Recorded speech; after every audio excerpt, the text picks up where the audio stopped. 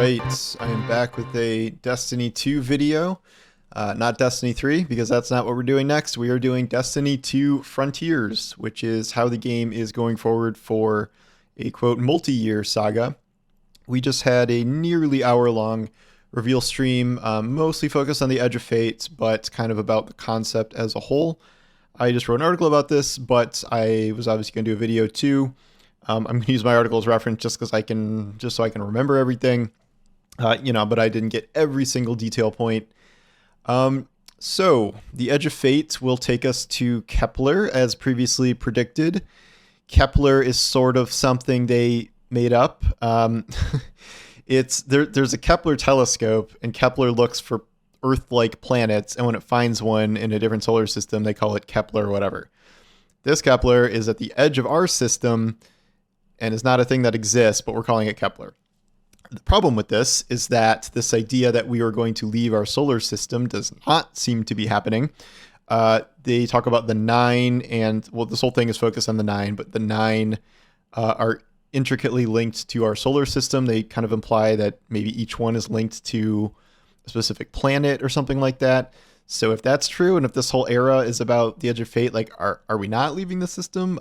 I think the hope was that maybe we're going to, we go to the Vex homeworld or Turbottle or all these things, but looks like we're staying here. For better or worse, I really thought this was going to end with us just driving the Dreadnought out of here, and that is not remotely what's happening, which is kind of a bummer. But the 9 is I think that's an interesting, kickoff point for here. I've been kind of back and forth, but they're trying to show the range of the 9 can do stupid Star Horse stuff, but the 9 can also do horrific war crimes. I think this makes sense now that now that we know that the 9 are 9 individual personalities, which is what they said. Each have their own kind of goals, and they have rivalries with each other. So it stands to reason that there's probably a jokester 9 making Star Horse, and then let's slaughter everyone Warlord 9 or something. So I think that has the potential to be pretty interesting and introduce 9-based allies and enemies and stuff. They showed the beginning opened with Orin breaking free of her emissary control. She didn't seem like she was, they didn't really show her as a character in the Edge of Fate, but I'll assume she's a character. And so what's going on in Kepler is the Vex are there trying to study the 9 because the 9 are mysterious. The Fallen are there. I don't know what they're doing there. They said briefly, but I don't remember. They showed a couple new units. The Vex have some little tiny harpy things. I think they're called kobolds. Fallen have Corsairs, which have jetpacks and fly all around. They looked pretty cool. Other things about Kepler is that people have been there for a long time. This is part of the ARG that was supposed to reveal this, and they have the old computers over there. And over there, dimensionality is thin, whatever that means. But apparently that can mean pieces of Earth's past get pulled into the planet or something, which that would explain. I always wondered, if we're going to another world, why is there a U.S. battleship in the sand? I guess that's why. So something like that. They showed off a new character named Coda, who is this dude with glasses who looks like a combination of Glad and Gordon Freeman. He's supposed to be mysterious and from, quote, very, very far away. I'm assuming he's from Kepler, or he's secretly one of the 9. If he ends up secretly being one of the 9, and we guess that after 30 seconds, that wouldn't be ideal, but who knows? Ikora's also there. She's coming. And I don't know. I'm assuming Orin's going to show up. Maybe Drifter. Drifter's got a real, history with the 9, so we'll see. They showed a gameplay trailer that they were repeating SIVA directives. I'm pretty sure that's what was happening. I don't remember all of them. It's you can watch it. It's repeating the mantra over and over again. We didn't really see anything seemingly related to SIVA in any of this. So maybe they're just appropriating the words, or maybe SIVA's a big secret thing that's happening. I'm not entirely sure. In terms of actual gameplay, some of this they've covered before. Some of it is kind of refocusing. There's going to be new world tiers where it's increasing difficulty of patrol spaces. I don't think it's all activities. I think it's patrol spaces because they still have advanced and expert difficulty on actual activities. These will join tiers for loot, which is coming. They've already detailed this, higher tier armor and weapons. Tier 5 weapons have like, triple maxed out, fully masterworked perks, and they have unique on-kill effects, which is kind of cool.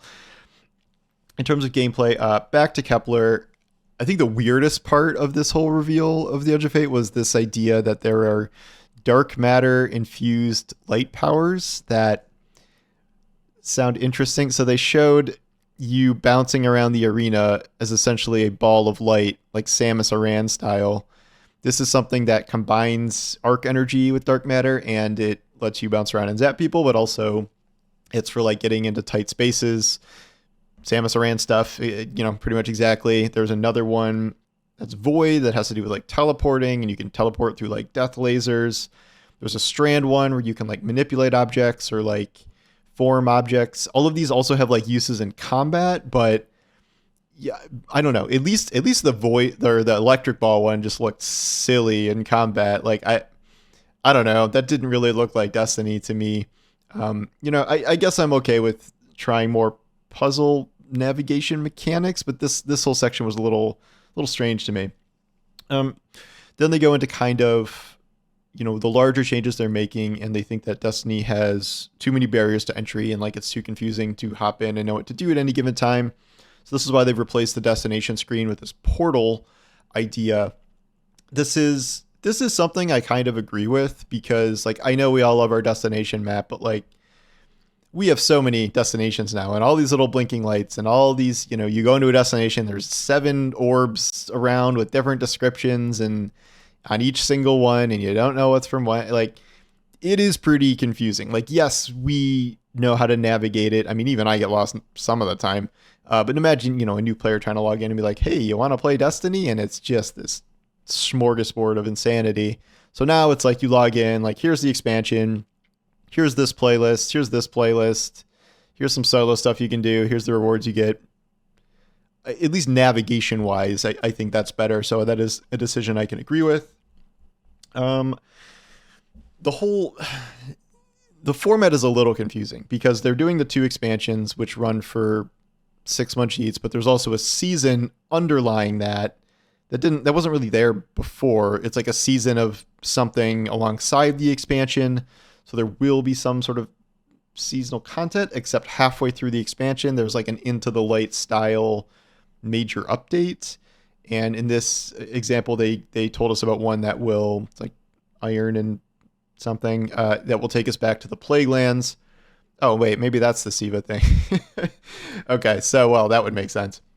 But the way they were showing Edge of Fate, I don't know. It's intertwined. So it's Into the Light scale, where it's like there'll be a new activity and new loot, and then, highlighting these weapons or highlighting this playlist or something like that.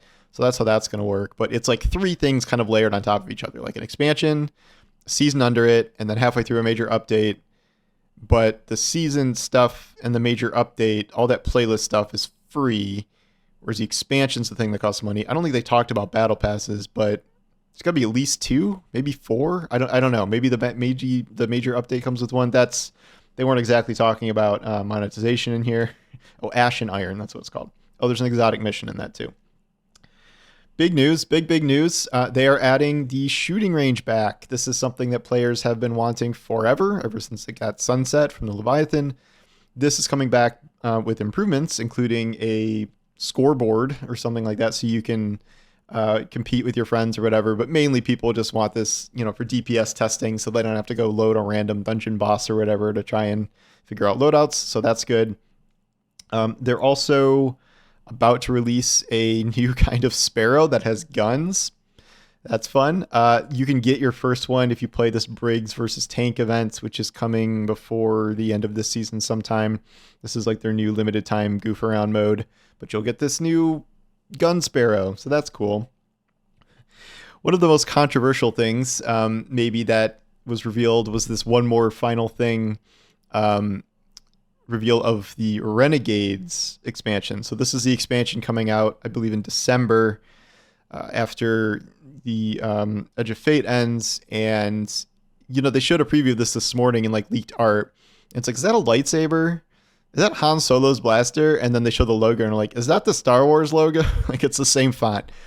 This is a homage to Star Wars. We just finished our Eververse, purchases of Stormtrooper, Red Trooper, whatever they're called, armor. And so that was, something they did. Now, this is a Star Wars season. This is, they show Solo's lightsaber, or Solo's gun, they show the lightsaber, and, they're talking about their love for Star Wars in this, and then they have the image where it's like the Titan is literally getting Darth Vader armor. I think Hunter gets General Grievous, and Warlocks get Kylo Ren. I guess that matches up with this cloak. I don't know. I'm split on this. Like, Star Wars, I said, like, well, this is Star Wars inspired is okay as long as Darth Vader doesn't show up. He's like a literal ornament. I'm like, it's not going to be like, Baby Yoda or something show up to promote the Mandalorian and Grogu or something. But, Fortnite is currently running a Star Wars themed season, like right now. And it is hard not to make those comparisons, at least. This is different in the sense that it is not literally Star Wars, but like, don't get it wrong. This is a licensed collaboration with Disney and Star Wars. And this isn't something they did because like, oh, those Stormtrooper sets sold so well. You got to do this stuff way ahead of time. So this was already the plan.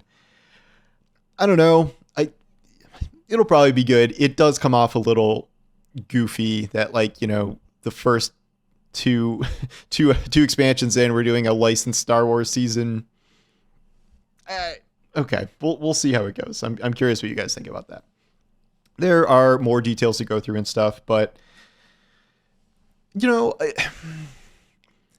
I think they are making a lot of changes. There's a lot of changes to the structure of everything there. It seems like it's going to be easier to keep up with, although that is in part because there will be less content overall, it seems.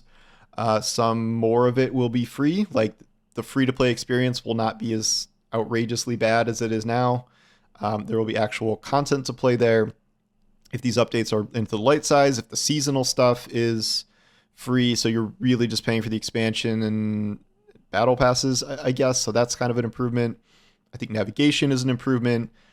I think the 9 can be an interesting, group to focus on, given that they've been sidelined for so long and they've always sounded pretty interesting. Really wish we were truly leaving the solar system. I think it's a big bummer that we aren't. They literally said we were leaving the solar system. So over the next couple of years, maybe that does happen, but I was kind of hoping that we would do that now. We'll see. I'm obviously going to play it. It feels like a new era in terms of storyline and maybe like an overhaul of, how you get into the game, how you play the game. But it also feels like we're just, it's more Destiny 2. We're remixing things around a bit. And, here we go. This is the next few years. I've been of the position that I wish they just take a break and do Destiny 3. That is not a realistic possibility. Like, it's not happening. So might as well not complain about it. I won't go, maybe I'll do a whole separate The State of Bungie video. But, obviously what's going on with Marathon, that needs to be a hit, or that's problematic. Destiny has been reaching record low player counts because we are in the post Final Shape era, and that was kind of just obviously going to happen almost no matter the content. We will, given that Frontiers is supposed to be this big new era, I'm certainly curious to see how many players will come back for it with all these new systems, how many players will jump in this time, if they haven't before for a while, and how that compares to, say, the Final Shape numbers, like what percent of people are going to return for this new era. And, I won't make any predictions yet, but I think there are some challenges to overcome, certainly. So yeah, that's kind of the overview. We'll have more to analyze soon, but thanks for watching, and I'll talk to you soon. Take care.